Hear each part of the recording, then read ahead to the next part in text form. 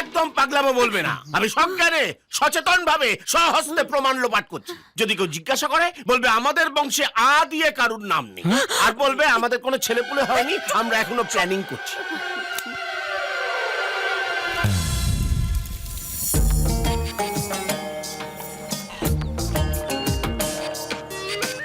Good morning মা। এই তুই কোথায় রে? বেনারসে। বেনারস? হ্যাঁ মা, তুমি চিন্তা করো না, আমি সুদীপের বাড়িতে উঠেছি, একদম ঠিকঠাক আছে। এই শোন না, তুই যার বোনকে নিয়ে পালিয়েছিস না, সে তোকে পাগলের মতো খুঁজে বেড়াচ্ছে। তুই খবরটা কলকাতায় ফিরবি না, বুঝলি?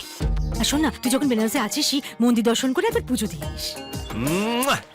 তোমার মতন মা থাকলে না ছেলেরা বলে বলে মেয়ে তুলবে। তবে তুমি ভেবো না মা যে আমি মেয়েটাকে আমার জন্য নিয়ে পালিয়েছি, সুদীপের জন্য। ওকে বিয়ে করে হানিমুনে যাবে আর আমি এখানে বেনারসে তীর্থ করব। Everything is fair and lovely মা।